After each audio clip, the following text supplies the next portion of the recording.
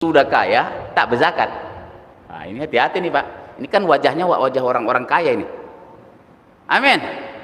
Atau kau bilang ini wajah orang-orang miskin? Pilih mana? Jangan tahu mau dibilang orang-orang kaya. Bukan kaya enggaknya. Kita ini orang kaya. Kalau Pak Kiai Didin bilang begitu gaji kita 5 juta, itu berarti kita sudah kaya dan wajib mengeluarkan zakat 2,5%. Jangan dihitung-hitung, ini kontrakan 1 juta, cicilan motor 250.000, kulkas sekian, tinggal 1 juta, berarti aman dari zakat. Jangan hitung-hitungan begitu, Allah marah nanti sama kita, ya kan? Pokoknya keluarkan dari apa namanya itu Pak? Yang kotor itu apa namanya istilahnya itu? Bruto atau apa namanya Pak? Ya kalau bruto bersih ya, bukan bersihnya. Berapa dapat? Itu keluarkan. Jadi kalau orang kaya tak berzakat itu namanya terlalu. Orang kaya tak sedekah namanya terlalu.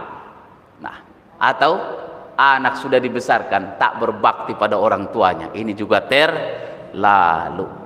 Ada anak yang memperkarakan orang tuanya ke pengadilan karena harta warisan, terlalu. Ada berapa orang anak yang sudah mengadukan orang tuanya, ibunya, bahkan kemarin itu yang udah tua banget ibunya Pak, sampai masuk ke pengadilan, anaknya sama menantunya menuntut dia ke pengadilan, masuk perkaranya di pengadilan. Di mana kemarin? Jakarta Barat. Satunya ada di Indramayu apa di mana itu Pak? Kebetulan pengacaranya teman saya dosen. Itu sudah 5 tahun yang lalu. Begitu ku tengok di TV, muncul dia membela anak yang menuntut ibunya ke pengadilan. Begitu ke kampus, bang sini, kalau lah abang ini membela anak yang memperkarakan ibunya ke pengadilan, abang ikut nanggung dosanya itu. Nggak boleh itu bang. Wah, mundur dia dari pengacara itu kan. Coba nenek-nenek dibawa ke pengadilan karena anaknya astagfirullah, nauzubillah min dzalik. Mudah-mudahan kita semua jangan ada yang durhaka. Amin. Anak yang durhaka kepada orang tuanya, putus pintu rezekinya.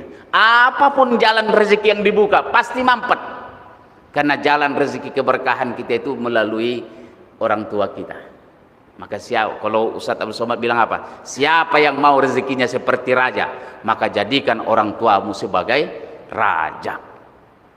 Kalau orang tua kita macam saya ini udah meninggal dua-duanya, jangan lupa mendoakannya tiap hari, tiap malam, siang malam kita doakan. Tak ada apa-apanya kita hari ini Pak. Bapak-bapak sekarang mau pejabat, mau apapun di sini, dokter pajak ini, tak ada apa-apanya kita ini. Yang hebat itu orang tua kitanya itu.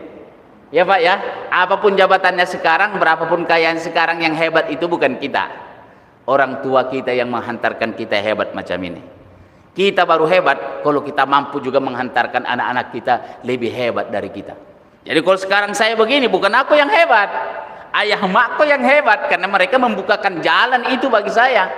Saya baru hebat kalau mampu melahirkan anak saya nanti jadi hebat melebihi saya.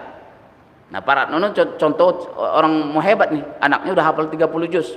Kalau Pak Ratno juz 30, itu udah syukur. Oh enggak pun juz Alpukat, juz ini ya itu kan. Nah, mudah-mudahan anak-anak kita semua anak yang soleh dan soleh, amin. Yang berbakti kepada orang tua, kepada kita, amin. Percumalah Pak anak kita nanti kaya raya atau penguasa, dia pejabat tinggi, berjumpa tak disapa nyawa, malu pula dia punya ayah macam kita. Sengsara lah hidup kita dunia akhirat itu kan gitu. Jadi yang pertama adalah terlalu, atau kalau jadi suami disayang tapi kawin lagi, ini terlalu juga kata istri kita. Kalau kita sih bilangnya nggak terlalu, tapi kalau kata istri, abang terlalu, udah abang disayang dimanja macam ini, dulu abang masih miskin jelek, sekarang abang sudah berada dan berjaya, sekarang abang kawin lagi, terlalu kata istri. Kalau saya bilangnya apa sama istri saya Pak? Bukan terlalu deh, ini sebagai tanda syukurku kepada Allah Subhanahu Wa Taala. Begitu, kita baru dalil sama istri Pak, karena kita pengen sebenarnya ini kan, mohon maaf ibu-ibu ya, ini bulan puasa. Jadi begitu ketemu sama Bang Arifin Ilham dulu waktu beliau belum meninggal itu, begitu ketemu para ono di pas mau siaran apa itu, syuting Cahaya Hati Antv, jamaah udah rame sekali di Masjid Az-Zikra itu, kamera udah siap cuma belum on. Ditanya, Ustaz berapa istri? Aku bilang 1 Bang. Astagfirullahaladzim, orang tampan dan kaya macam abang nih punya istri cuma 1, berat tanggung jawabnya di akhirat nanti kalau ditanya sama Allah. sampai gemetaran dia bilang begitu. Wah, apun malu di depan orang banyak. Wah, apun nunduk. Ya udah bang, nanti kalau pulang ke rumah aku kasih tahu lah sama istriku. Aku bilang, nah kasih tahu sama istri. Wah, begitu sampai ke rumah, assalamualaikum. Waalaikumsalam. Awak bersandiwara lah, muka awak agak loyo-loyo, agak nunduk-nunduk. Kenapa bang? Ada masalah apa? Ada apa bang? Astagfirullah. Kenapa bang? Dipermalukan abang tadi depan orang banyak. Siapa yang mempermalukan abang? Wah, mulai naik dia kan. Tahu lah istri punya orang Banten pula kan. Siapa yang berani mempermalukan abang? Itu Bang Arifin Ilham. Dia apain abang?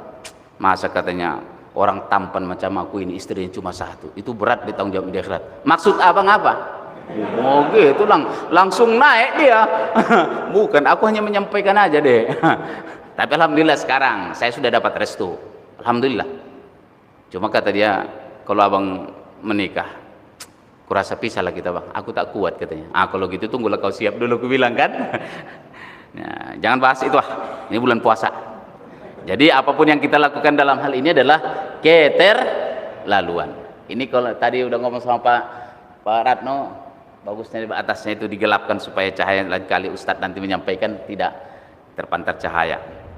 Itu namanya keterlaluan. Bapak Ibu sekalian, kalau kita terlalu dalam ibadah kita, dalam zakat kita, dalam bekerja kita terlalu, udahlah diangkat jadi pegawai, masih terlambat juga datangnya, terlalu juga itu. Udahlah dapat tunjangan, dapat fasilitas juga, masih menipu juga, terlalu juga namanya. Nanti kalau terlalu kita, malaikatnya pun mencabut nyawa kita, terlalu juga. Cuman terlalunya, ingat bapak dulu waktu kita di kampung, kalau memompa ban sepeda kita itu, pakai pompa yang begini pak, ditarik-tarik sama malaikat maut tuh kan. Makanya ada orang sakaratul maut, itu lagi dipompa sama malaikat maut itu pak. Kenapa? Terlalu, kata malaikat, terlalu kau kaya, kau tak bayar zakat, disayang kau tak bakti sama orang tua, diinjak-injak begini. Walaupun aku sebenarnya tak suka mau mencabut nyawa kau, gitu kan. Jadi digenjot-genjot sama. Makanya ada orang mati itu begini-begini pak. Makanya kalau ada orang mati sekali-kali deketin pak, saya termasuk yang takut. Tapi itu sekali terpaksa juga. Awak dekatin begitu kan pak, dipelototin nyawa, takut juga. Udah mau mati dia masih bikin takut awak juga. Dipelototin begini. Apa yang melawan nih kan? Rupanya diperlihatkan neraka jahanam itu sama dia. Makanya matanya melotot. Mudah-mudahan kita nanti kalau mati jangan neraka jahanam yang diperlihatkan pak, surga dan bidadari. Makanya ada yang meninggal senyum dia kan, lewat. Tapi ada yang mati tadi mati. Nah itu kan, mudah-mudahan kita matinya dalam keadaan tersenyum. Amin.